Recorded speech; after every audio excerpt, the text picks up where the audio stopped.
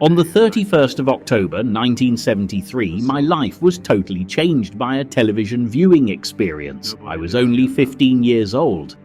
ITV transmitted the first episode of The World at War, a 26-part colour television series to be broadcasted weekly over the next 6 winter months. It not only acquainted me with the documentaries of World War II, but it also introduced me unknowingly to the voice of Laurence Olivier, an actor who would play a part in my life a mere 10 years later. The World at War cost about £900,000 at that time, the equivalent of circa £15 million now. Colour footage was expensive to license and collect, but it was a breakthrough production. 4 years of work until it hit the small screen.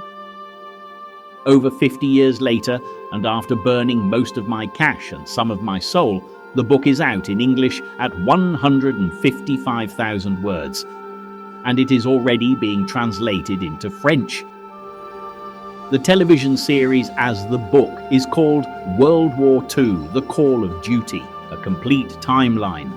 As near as fiddly, World War II broke down into 24 times 3-month periods, enabling me to make the somewhat bold, if not crazy, plan to produce an episode per quarter per annum from September 1939 to September 1945. It is the final volume of my work over the last 15 years to create some sort of rival series to the classic I use as the benchmark for my war programs, and now it is colorized. It is down to the judgment of viewers, time and history, to see if my pension fund gets restored to its once former glory. Following this short announcement is the opening sequence to episode 1. And I hope it interests you enough to hit the links and run with my work, where you are able to subscribe as you choose, hit notifications, and comment as realistically as you want. I'm pretty sure I have ironed out any creases, but a piece of television work lasting in the region of 24 hours will likely have a bump or two that I am sure will be pointed out to me over time. In addition, there are 24 audiobooks on the Liam Dale Audiobooks channel for those who snooze or cruise listening to such volumes.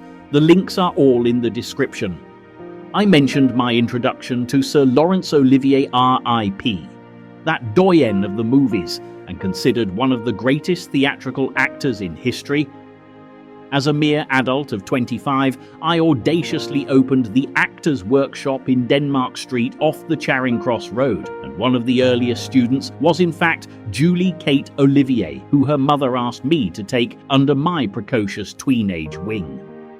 There were a surprising amount of famous thespian offspring attending my workshop, but that is a story for another day.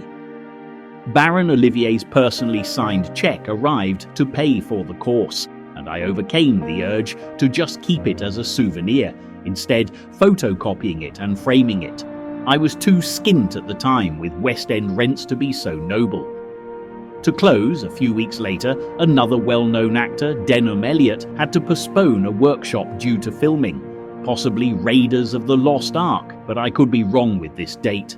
Anyway, I had to telephone 12 students to advise the schedule change, amongst them Julie Kate expecting her mum, the delightful and still with us Dame Joan Plowright, the Baroness Olivier DBE. I was shocked when the phone was answered by the immediately recognisable Dad himself, as I tried to so casually relay the news of a changed schedule. I had to hold while I get a pencil, darling, and I can safely say it is the only telephone conversation where I sprang to my feet and stayed there until the receivers were downed. And yes, I have spoken with Buckingham Palace on several occasions in my career, but Sir Larry is the only call I was ever at attention for. This work is my tiny tribute to the personal connections with this icon of theatre, and my tribute to those who came before me at ITV, as in my twilight years I dare to present, as far as I know, the only 24-hour World War II series in existence. Since that 50-year-old plus classic. Welcome to the Call of Duty, and my thanks, Liam Dale.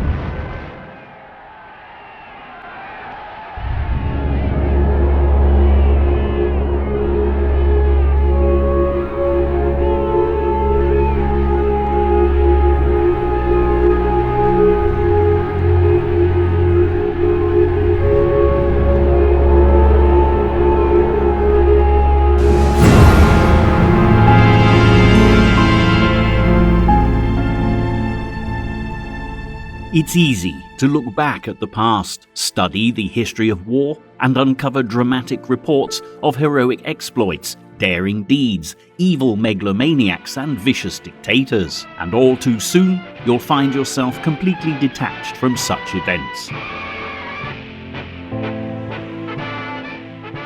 The turbulent wars that took place so long ago seem to have little connection with reality, will in fact often be the stuff of legend.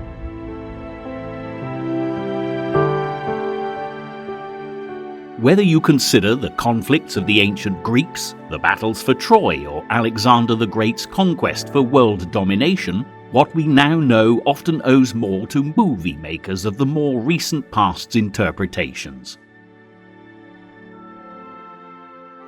War is about heroes, glory, and a rip-roaring story, and invariably the true horrors of human conflict are lost in the telling.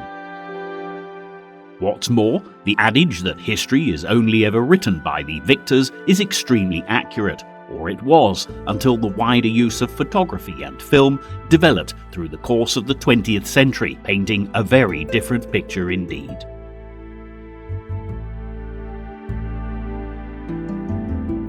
So, to really understand the concept of war on a global scale, the World War II years of 1939 to 45 provide perhaps the first complete overview of man's inhumanity to man, alongside the bravery and heroism that show the very worst and the very best facets of human nature.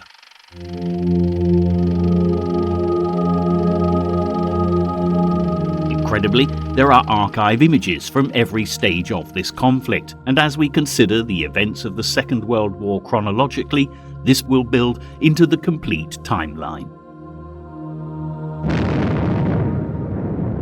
This is our past that we can truly connect with, revealing a history littered with living, breathing survivors who can still tell stories of the comradeship, hardship, suffering, and sadly on occasion, the futility of battle.